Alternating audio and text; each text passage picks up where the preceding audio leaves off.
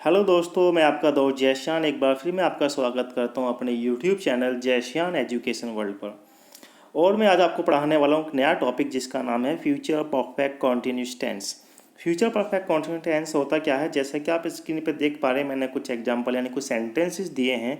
जैसे कि आप पढ़ रहे हैं, 7 बजे वह 4 घंटे से खेल रहा होगा, हम सुबह से टीवी देख रहे होंगे, क्या अगले सोमवार को वह दोपहर से कपड़े धो रही होगी। इन तरह के सेंटेंसेस को कैसे बनाते हैं, इनको सीखने के लिए हम आगे बढ़ते हैं। लेकिन उससे पहले आपने अगर मेरा चैनल को सब्सक्राइब नहीं किया है, बेल आइकन पर क्लिक नहीं किया तो प्लीज़ कीजिएगा और इस वीडियो को अंत तक जरूर देखें। इस सेंटेंस की पहचान देखो क्या होती है। इसमें हिंदी वाक्यों के अंत में ता रहा होगा, ती रही होगी, ते रहे होंगे या रहा होगा, रही होगी, रहे होंगे आदि शब्द आते हैं। और वाक्य के बीच में समय दिया होता है और समय के बाद से शब्द लगकर आता है। अर्थात इसमें कार्य भविष्य काल में किसी दिए गए समय तक जारी रहेगा। ओके, देखिए आपको देखना क्या है, जो रहा होगा, रही होगी, ये तो आपका फ्यूचर कॉन्टिन्यूस टेंस में भी आता है और यहाँ भी आ रहा है। दोनों फर्क क्या है, जो हमारा फ्यूचर कॉन्टिन्यूस टेंस होता है उसमें समय नहीं दिया होता है, लेकिन परफेक्ट कॉन्टिन्यूस टेंस में समय दिया होता है। तो यहीं से आपको सेंटेंस को पहचान लेना है। समय जो होता है वो दो प्रकार के होते हैं, निश्चित समय और अनिश्चित समय। निश्चित समय क्या होता है, पॉइंट ऑफ द टाइम और नेम ऑफ द टाइम, जिसके लिए हम सिंस का यूज़ करते हैं। और अनिश्चित समय पीरियड ऑफ टाइम, जिसके लिए हम फॉर का यूज़ करते हैं। अब सम मोर वर्ड्स नहीं, द होल डे और long night through out the night, इनका यूज भी हम कर लिया करते हैं परफेक्ट कॉन्टिन्यूस टेंस के अंदर। द होल डे का मतलब होता है सारा दिन, और लॉन्ग नाइट सारी रात, थ्रू आउट द नाइट रात भर। ओके गाइज, अब निश्चित समय और अनिश्चित समय को हम कैसे पहचानते हैं, इनका यूज कैसे करेंगे, उसके लिए हम देख लेते हैं। पहला आता है निश्चित समय, यानी कि पॉइंट ऑफ द टाइम और name of the time, scenes के लिए। इसमें मैंने एक टेबल बनाई है जिसमें दिनों के नाम।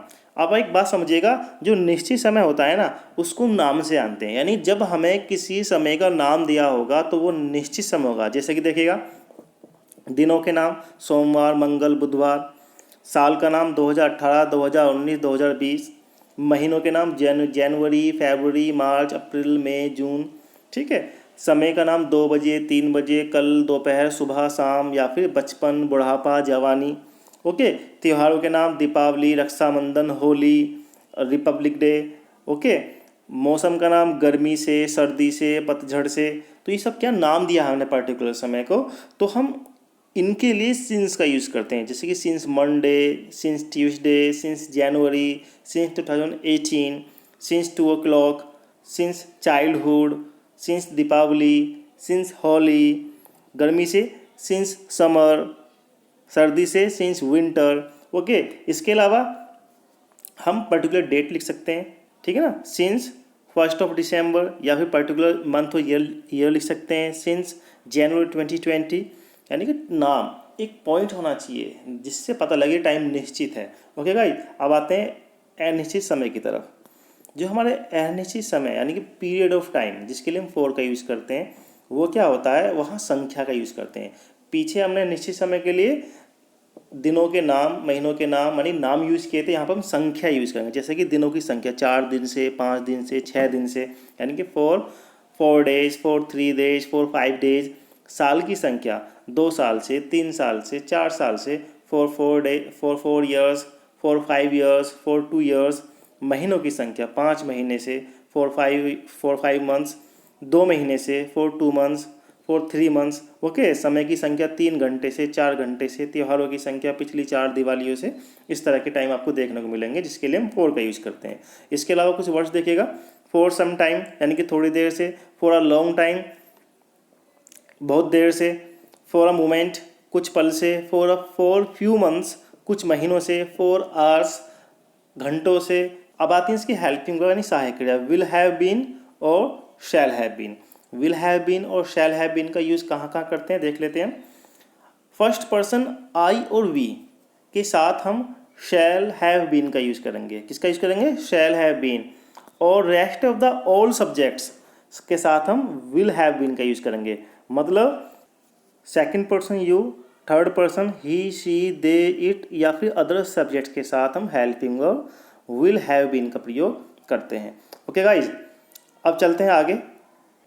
नॉट प्रत्येक सेंटेंस में वर्ब की फर्स्ट फॉर्म में आईएनजी लगाते हैं। अब चलते हैं अफर्मेटिव सेंटेंस की तरफ, जिसको हम पॉजिटिव सेंटेंस के नाम से भी जानते हैं। अफर्मेटिव सेंटेंस होते क्या हैं? जहाँ पर काम का होना पाया जाता है, जहाँ पर नहीं या प्रश्नवाचक शब्द या प्रश्नवाचक चिन्ह नहीं पाया जाता है। इसको बनाने का नियम क्या होता है? Subject plus helping verb will या shall plus have been plus verb की फर्स्ट फॉर्म में आईएनजी, ऑब्जेक्ट या अदर वर्ड्स, उसके बाद सिंस या फॉर, फिर फाइनली टाइम। इसका पहला एग्जाम्पल हम देख लेते हैं। वह 2 घंटे से खेल रहा होगा। वह 2 घंटे से, 2 घंटे से ये क्या है? टाइम दिया गया है और संख्या है। इट मीन्स ये हमारा अनिश्चित समय, जिसके लिए हम फॉर का यूज़ करेंगे। तो सेंटेंस बनेगा he will have been playing for 2 hours. Next example देखिएगा, हम सुबह से क्रिकेट मैच देख रहे होंगे। हम सुबह से क्रिकेट मैच देख रहे होंगे, सुबह से, जो कि निश्चित समय है। तो सेंटेंस कैसे बनाएंगे? वी यानी कि हमारा फर्स्ट पर्सन है, इसका हम शैल का यूज़ करेंगे।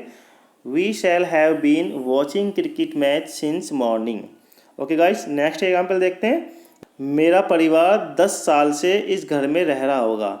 10 साल से, जो कि अनिश्चित समय है, इसके लिए हम फॉर का यूज़ करेंगे। तो सेंटेंस बनेगा my family will have been living in this house for 10 years. अब चलते हैं नेगेटिव सेंटेंस की तरफ। नेगेटिव सेंटेंस होता क्या है? नेगेटिव सेंटेंस में नहीं शब्द लग के आता है, यानी काम का नहीं होना पाया जाता है, उन्हें कहते हैं नेगेटिव, नकारात्मक वाक्य। इसको बनाने का नियम क्या होगा? इसको बनाने का नियम है सब्जेक्ट प्लस हेल्पिंग और विल या शैल प्लस नॉट, फिर उसके बाद हैव बीन, वर्ब की फर्स्ट फॉर्म में आईएनजी, फिर ऑब्जेक्ट, अदर वर्ड्स, और उसके बाद सिंस या फॉर, एंड देन टाइम। देखिएगा, जब भी हम कभी नॉट लगाते हैं, जो हमारी मुख्य हेल्पिंग वर्ब होती है, मुख्य जो सहायक क्रिया होती है, यानी विल शैल, उसके तुरंत बाद हम नॉट का यूज़ करेंगे, ना कि हैव बीन के बात करेंगे। ठीक है भाई, तो उसका हम पहला एग्जाम्पल देख लेते हैं। वह 2 साल से फुटबॉल नहीं खेल रहा होगा। 2 साल से, तो सेंटेंस कैसे बनाएंगे हम? He will not have been playing football for 2 years. For 2 years क्या है? हमारा अनिश्चित समय है, जिसके लिए हमने फॉर का यूज किया। नेक्स्ट एग्जाम्पल देख लेते हैं। हम कल सुबह से नहीं पढ़ रहे होंगे। कल सुबह से, ठीक है, जो कि हमारा क्या है? एक निश्चित समय है, सिंस का यूज करेंगे यहाँ पर हम। ओके गाइस, तो कैसे बनेगा? We shall not have been studying since tomorrow morning. Next example देखिएगा, वे लड़के 3 महीने से यहाँ नहीं आ रहे होंगे। तो कैसे बनेगा? Those boys will not have been coming here for 3 months. Okay guys, आगे बढ़ते हैं।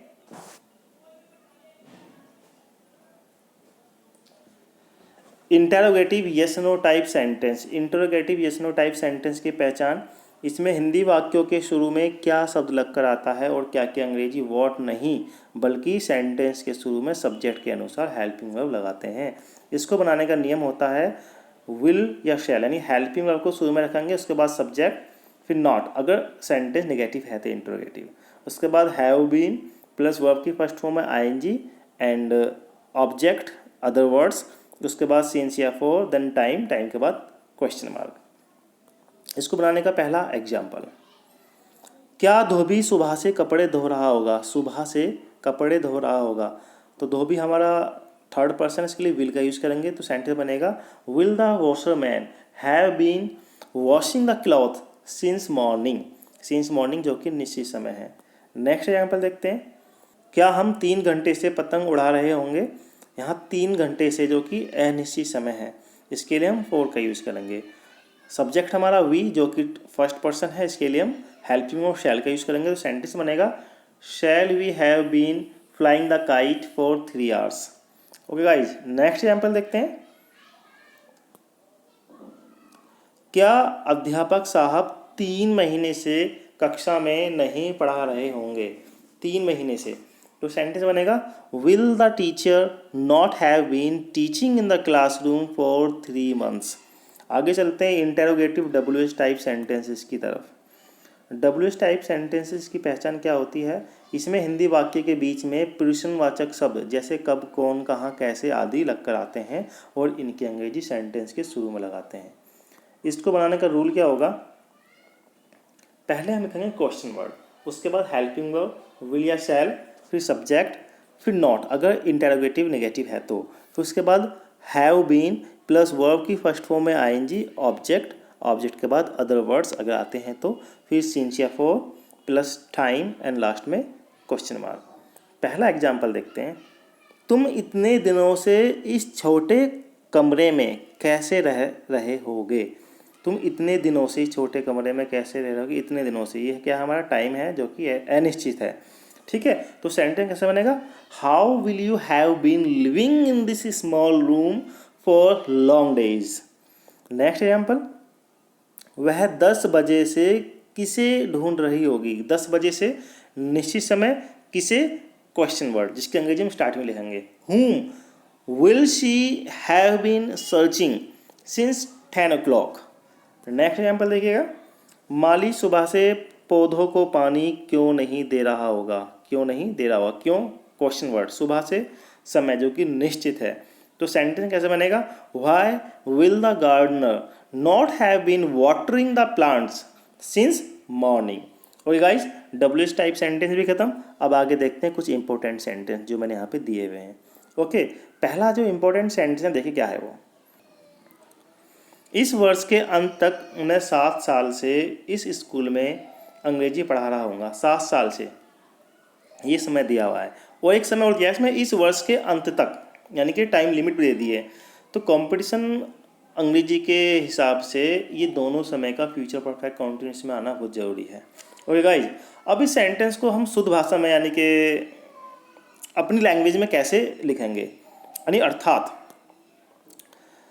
अर्थात होता है इस वर्ष के अंत तक मुझे इस स्कूल में पढ़ाते हुए 7 साल हो जाएंगे। चाहे सेंटेंस उस तरीके से आए चाहे इस तरीके से आए, ये आएगा यानी कि बनेगा फ्यूचर परफेक्ट कॉन्टिन्यूस टेंस के अकॉर्डिंग ही। तो उसको कैसे बनाएंगे, I shall have been teaching English in this school for 7 years by the end of this year, यानी कि इस साल के अंत तक। ओके गाइस, मुझे कितने साल हो जाएंगे पढ़ाते हुए, 7 साल हो जाएंगे। फिर हम देखो टाइम भी दिया हुआ है, क्या दिया हुआ है, bye the end of this year, और जो हमारा टाइम चल रहा है कब से पढ़ा है, 7 साल से, हमने वो भी दिया है। दोनों समय इसमें दिए गए हैं, बाई के साथ भी, या उसमें समय जो होता है हमारा ऑन से भी आएगा, बाई से भी आएगा। हम मैं फोर सिंस के अलावा बात कर रहा हूँ। ठीक है, चलो मैं एक और एग्जाम्पल दिखाता हूँ आपको। इस जनवरी को वह 3 महीने से यह पुस्तक लिख रही होगी, यानी इस जनवरी मतलब जो आने वाली जनवरी है उसको 3 महीने हो जाएंगे पुस्तक लिखते हुए। ठीक है गाइस, तो उसको हम अर्थात यानी कि शुद्ध भाषा में कैसे लिखेंगे, इस जनवरी को यह पुस्तक लिखते हुए उसे 3 महीने हो जाएंगे। 3 महीने हो जाएंगे, जाएंगे की स्पेलिंग गलत होगी हिंदी में, कोई नहीं, आप समझ सकते हैं। तो उसको कैसे बनाएंगे, she will have been writing this book for 3 months on this January. हमने यहाँ पर ऑन का यूज़ किया, वहाँ पर बाय का यूज़ किया था मैंने ऊपर, यहाँ क्या है, इस जनवरी को, बाय का यूज हम यहाँ कर सकते हैं। ओके गाइस, तो ये 2 मैंने सेंटेंस दिए थे डिफरेंट, जहाँ पे हम तक का या फिर ऑन का अदर टाइम का यूज़ कर लिया करते हैं। थोड़े कॉम्प्लिकेटेड है बट आपको समझने होंगे। अगर आपके माइंड में फिर भी कोई ऐसा सेंटेंस आता है जो आपसे नहीं बन पा रहा है, या फिर कोई क्वेरी, कोई क्वेश्चन है, तो आप कमेंट बॉक्स में लिखिएगा। और यही वीडियो यहीं पर समाप्त होती है। इस वीडियो को देखने के लिए आपका बहुत बहुत धन्यवाद, और मैं उम्मीद करता हूँ आपने इस वीडियो को एंजॉय किया होगा। तो मिलते हैं आपसे अपनी नेक्स्ट वीडियो में, तब तक के लिए बाय बाय, टाटा।